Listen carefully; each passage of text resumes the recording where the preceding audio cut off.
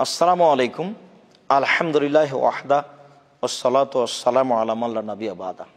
সম্মানিত দর্শক মণ্ডলী, দিনী মুসলিম ভাই বোন, আমাদের আল ইতেশাম টিভিতে জিজ্ঞাসা করা হয়েছে, সিয়াম অবস্থায় মুখের লালা খেয়ে ফেললে সিয়ামের কোনো ক্ষতি হবে কি? সম্মানিত দর্শক মণ্ডলী, থুথু লালা হচ্ছে ভিতরের জিনিস, যা স্বাভাবিকভাবেই ভিতরে যেতে পারে।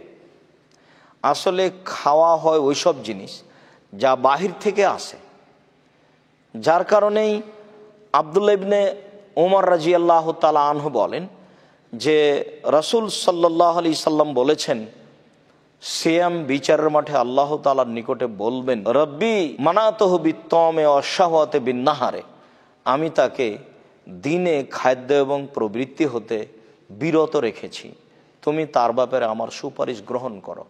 তাহলে এটা খাদ্য বাহির থেকে গ্রহণ করা হয়।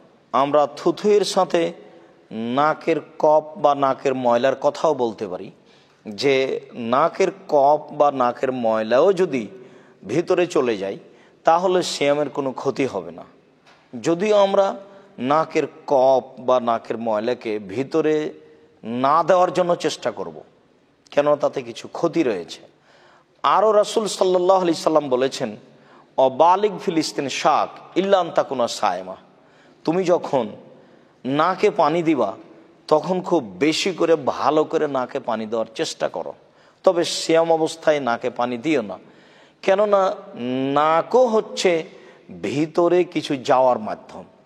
মানুষ যদি মুখের মাধ্যমে কিছু খায় এবং নাকের মাধ্যমে কিছু পেটের মধ্যে দেয় বা ইঞ্জেকশনের মাধ্যমে কোনো খাদ্যমূলক কিছু গ্রহণ করে, তাহলে সেটা তার ভিতরে চলে গেল বাহির থেকে, এই অবস্থায় সিয়াম ভেঙে যাবে। কিন্তু যা ভিতরেই আছে সেটা যদি ভিতরে চলে যায় তাহলে সিয়ামের কোনো সমস্যা হবে না। অতএব থুথু ভিতরে চলে গেলে বা গিলে ফেললেও সিয়ামের কোনো ক্ষতি হবে না। আল্লাহ আমাদের সঠিক বুঝে আমল করার তৌফিক দান করুক। আল্লাহুম্মা আমিন।